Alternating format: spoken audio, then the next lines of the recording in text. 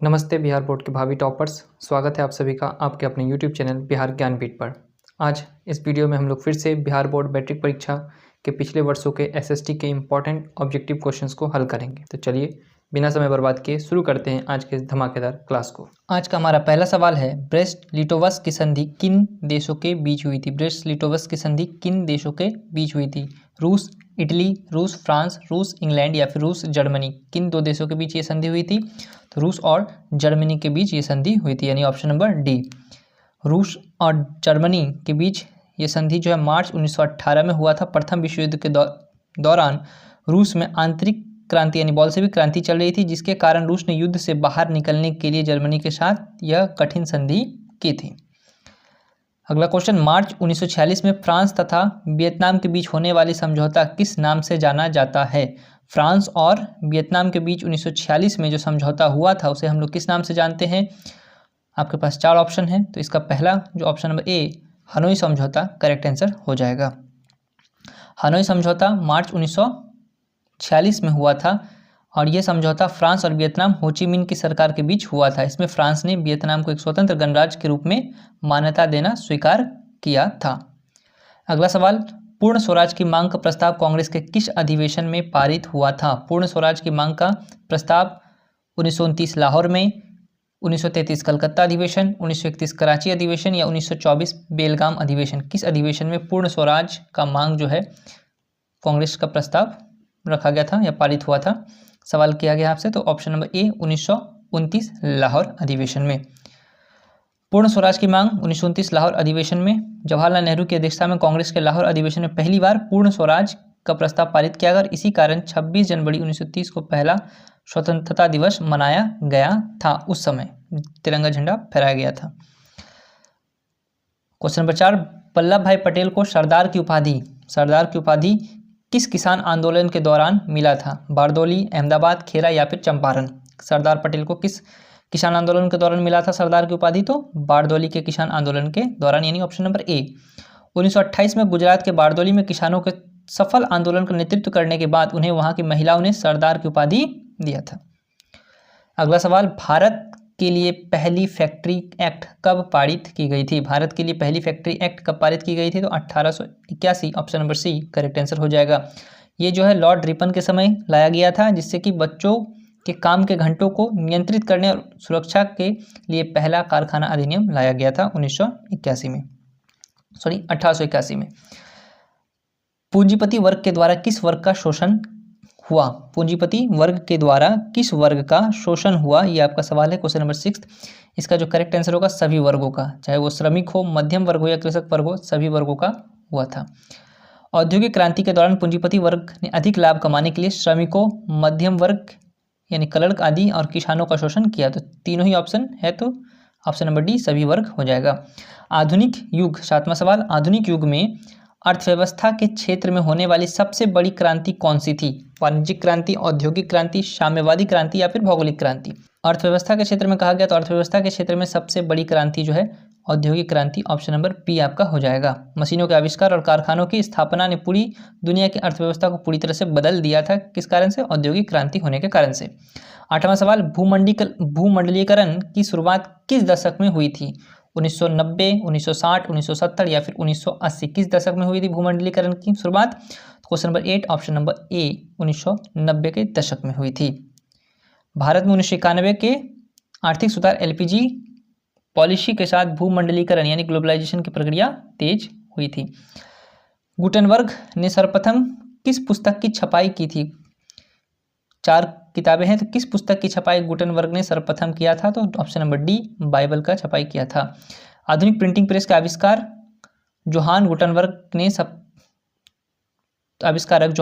ने सबसे पहले धार्मिक पुस्तक बाइबल की छपाई की थी, ऑप्शन नंबर डी।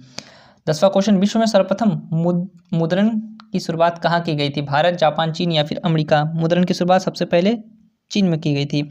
चीन में सबसे पहले कागज और ब्लॉक प्रिंटिंग यानी लकड़ी के ठप्पों से छपाई की तकनीक विकसित की गई थी। ठीक है, अगला क्वेश्चन 11 नंबर, मेंढक के प्रजनन प्रक्रिया में बाधित करने वाला रसायन कौन सा है? तो ऑप्शन नंबर सी इसका करेक्ट होगा, एंड्रीन। एंड्रीन एक खतरनाक कीटनाशक है जो पानी के माध्यम से मेंढकों के शरीर में पहुंचकर उनके रिप्रोडक्शन को रोक देता है। बिहार में अति जल दोहन से भूमिगत जल में किस तत्व का संकेंद्रीकरण बढ़ा है? तो ऑप्शन नंबर सी, आर्सेनिक का बढ़ा है। गंगा के मैदानी इलाके विशेषकर बिहार में जमीन में से अधिक पानी निकलने के कारण आर्सेनिक नामक जहरीला तत्व पानी में बढ़ गया है। अगला क्वेश्चन, बिहार में कितने प्रतिशत भौगोलिक क्षेत्र में वन का फैलाव है? 15, 20, 10 या फिर 7? तो ऑप्शन नंबर डी, 7% भाग पर जो है वन का फैलाव बिहार में है। क्वेश्चन नंबर 14 का option number D correct answer हो जाएगा। लगभग में कहा जा रहा 15, एल्युमिनियम बनाने के लिए किस किस खनिज का आवश्यकता पड़ती है? एल्युमिनियम बनाने के लिए किस खनिज की आवश्यकता पड़ती है? मैग्नीज, टीन, लॉस या फिर बॉक्साइट? तो एल्युमिनियम बनाने के लिए जो बॉक्साइट अयस्क की आवश्यकता पड़ती है। बॉक्साइट एक अयस्क है जिससे शुद्ध एल्युमिनियम धातु प्राप्त किया जाता है। क्वेश्चन नंबर 16, भारत में किस राज्य में सौर ऊर्जा का विकास सर्वाधिक संभव है? तो ऑप्शन नंबर सी, राजस्थान में सबसे अधिक संभव है। क्यों? मरुस्थलीय क्षेत्र होने के कारण साल भर कड़ी धूप रहती है, जो सौर ऊर्जा के लिए सर्वोत्तम माना जाता है। तो ऑप्शन नंबर सी आपका करेक्ट आंसर हो जाएगा। 17, निम्नलिखित में से कौन छोटे पैमाने का उद्योग है?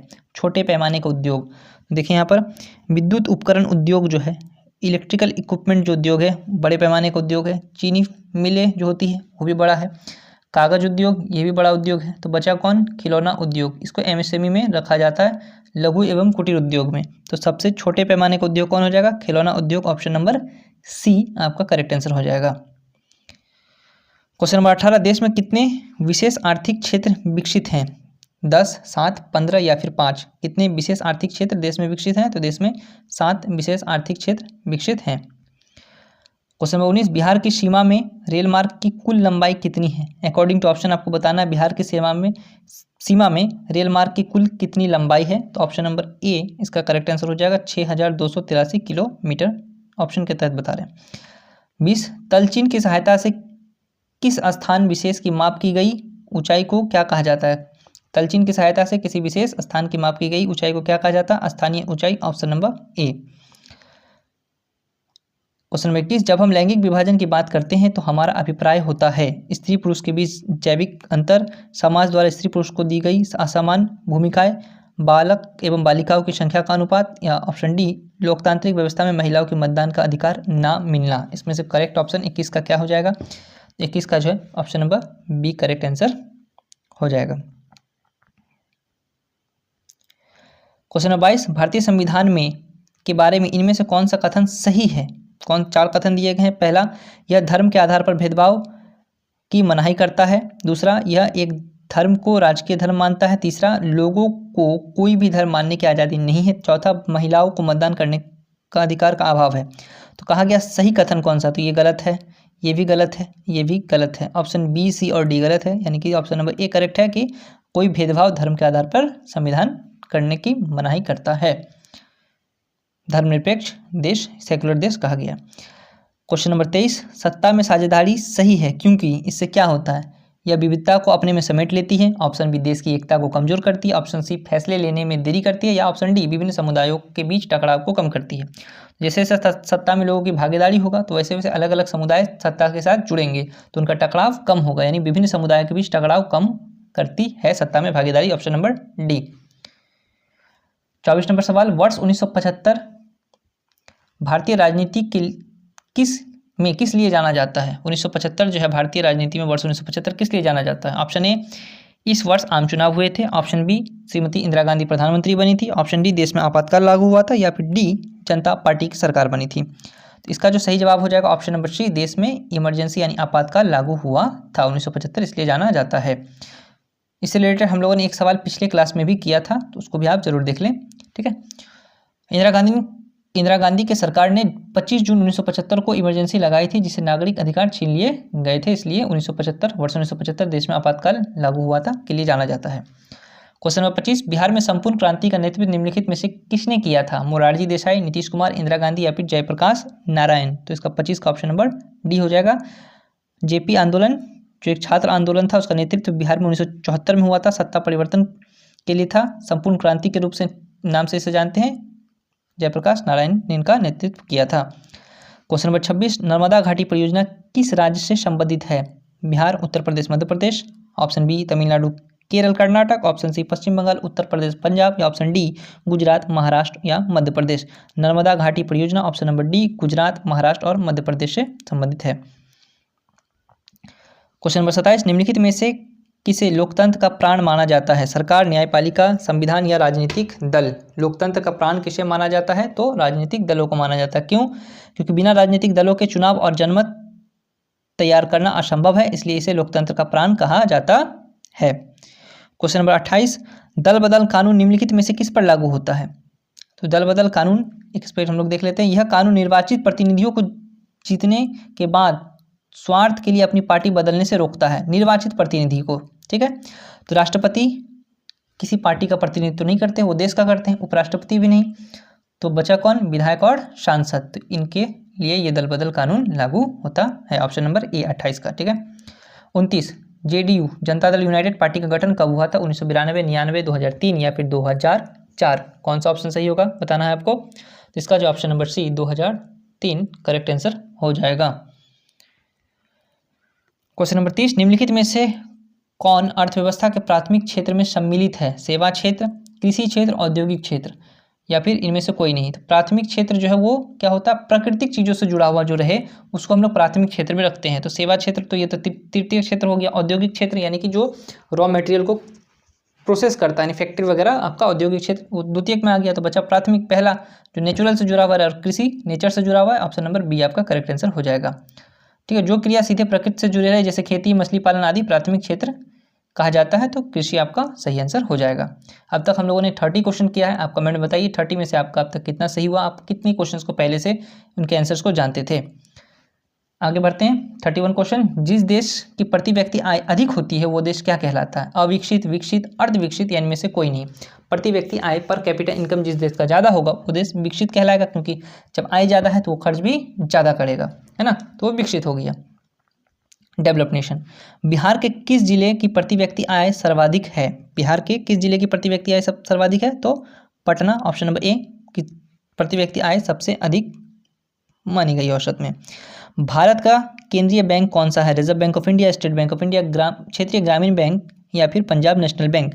तो भारत का केंद्रीय बैंक जो है रिजर्व बैंक ऑफ इंडिया यानी RBI है। ठीक है, ऑप्शन नंबर ए, जो कि नोटों की छपाई करता है और बैंकों पर नियंत्रण यानी बैंकों का नियामक भी है, या RBI को हम लोग RBI को बैंकों का बैंक भी कहा जाता है, सरकार का बैंक भी कहा जाता है। ठीक है, क्वेश्चन नंबर 34, व्यावसायिक बैंकों का सर्वप्रथम राष्ट्रीयकरण कब किया गया था? व्यावसायिक बैंक जो आज आप बहुत सारे गवर्नमेंट बैंक देखते हैं, जैसे bank of Baroda, Punjab national bank, Canara bank, central bank, ये सभी पहले क्या थे? व्यावसायिक बैंक थे। तो उसको राष्ट्रीयकरण करके सरकारी बनाया गया कब सबसे पहली बार? तो इसका जो ऑप्शन क्वेश्चन नंबर 34 का ऑप्शन नंबर सी 1969 में किया गया था। कौन किए थे? इंदिरा गांधी ने 19 जुलाई को 1969 को 14 भारत के बड़े बैंकों का राष्ट्रीयकरण कर दिया था। इसके साथ एक सवाल आपको और दिया जाता है इसमें, SBI का पुराना नाम क्या था? SBI का पुराना नाम क्या था? जब इसका निर्माण किया गया था तब कुछ और नाम था, बाद में आज़ादी के बाद इसको नाम बदल करके स्टेट बैंक ऑफ इंडिया किया गया था। तो SBI का पुराना नाम क्या है ये आपको बताना है। ठीक है, क्वेश्चन नंबर 35, ऊर्जा के मुख्य स्रोत क्या है? कोयला, पेट्रोलियम, विद्युत या फिर इनमें से सभी? तो कोयला भी ऊर्जा देता है, पेट्रोलियम भी ऊर्जा आपके वाहन को देता है ना, उसके बाद विद्युत तो ऊर्जा देता ही है। तो इनमें से सभी, option number D correct answer हो जाएगा, सभी ऊर्जा के स्रोत हैं। इनमें से कौन सी बहुराष्ट्रीय कंपनी है? Ford motor, Samsung, Coca Cola, इनमें सभी हैं, है ना, सभी को आप देखते हो। फोर्ड की गाड़ियाँ आपको दिखेंगी, सैमसंग के फ़ोन, टैब, कोका कोला के बोटल्स आप पीते ही हैं। 37 नंबर क्वेश्चन, उपभोक्ता अधिकार दिवस कब मनाया जाता है? 17 मार्च, 15 मार्च, 19 अप्रैल या फिर 22 अप्रैल? कब मनाया जाता है? तो 15 मार्च को मनाया जाता है उपभोक्ता अधिकार दिवस। अब एक सवाल 38 नंबर में देखिए, उपभोक्ता फोरम से जुड़ा हुआ, यदि किसी वस्तु या सेवा का मूल्य 20 लाख से अधिक और 1 करोड़ से कम हो तो उपभोक्ता कहाँ शिकायत कर सकता है? हम लोगों ने पिछले क्लास में एक देखा था कि अगर वस्तु या सेवा का मूल्य 1 करोड़ से ज़्यादा होता था तब वो शिकायत कहाँ करता था? 1 करोड़ से अगर ज़्यादा है तो वो शिकायत करता था राष्ट्रीय आयोग या राष्ट्रीय फोरम में। यहाँ दिया गया 20 लाख से अधिक हो लेकिन 1 करोड़ से कम हो, तब कहाँ शिकायत करेगा? तब वो राज्य आयोग में शिकायत करता है। ठीक है, उपभोक्ता कानून के अनुसार 20 लाख तक जिला फोरम में शिकायत होता है। 20 लाख से 1 करोड़ तक राज्य आयोग में और 1 करोड़ से ऊपर के लिए राष्ट्रीय आयोग में शिकायत किया जाता है। तो यानी दोनों ही सवाल पूछ लिया गया है। आपका एक सवाल ये पूछा गया 20 लाख से 1 करोड़ के बीच राज्य आयोग, एक सवाल ये भी पूछा गया 1 करोड़ से ऊपर के लिए राष्ट्रीय आयोग। तो आप जिला आयोग, जिला फोरम वाला भी याद रखना है। सुनामी का मुख्य कारण क्या है? सुनामी का मुख्य कारण समुद्र में भूकंप का आना, द्वीप पर भूकंप का आना, स्थलीय क्षेत्र पर भूकंप का आना, या इनमें से कोई भी नहीं। तो सुनामी समुद्र में उठती है, तो समुद्र के अंदर भूकंप के आने से जो है सुनामी उत्पन्न होता है। भूकंप केंद्र के उद्वार्ध पृथ्वी पर स्थित केंद्र को क्या कहते हैं? जहां से भूकंप उत्पन्न होता है, जिस जगह से, उसका जो अंदर का सेंटर होता है, एपिसेंटर जिसको कहते हैं। एपिसेंटर तो इंग्लिश नाम होगी, हिंदी में उसको क्या कहते हैं? तो अधिकेंद्र कहते हैं। अधिकेंद्र जिसे इंग्लिश में हम लोग एपिसेंटर कहते हैं। जमीन के अंदर जहाँ भूकंप पैदा होता है वह फोकस कहलाता है, लेकिन उसके ठीक ऊपर जमीन की सतह वाले स्थान को हम लोग अधिकेंद्र यानी एपिसेंटर कहते हैं। तो आज का हमारा ये पार्ट 4 कंप्लीट होता है। इसमें हम लोगों ने 40 क्वेश्चंस को किया है। आप अब बताएंगे कमेंट में आपने 40 क्वेश्चंस में से कितने क्वेश्चन सही किए, या आपको पहले से कितने क्वेश्चंस पता था। तो अगर आपको ये सीरीज़ पसंद आ रहा है तो आप चैनल को सब्सक्राइब कर सकते हैं, अपने फ्रेंड्स के साथ भी शेयर कर सकते हैं, जिससे उनके भी मार्क्स एग्जाम में ज़्यादा आएँ। तो फिर हम लोग मिलते हैं नेक्स्ट क्लास में। तब तक पढ़ते रहिए, बढ़ते रहिए। जय हिंद।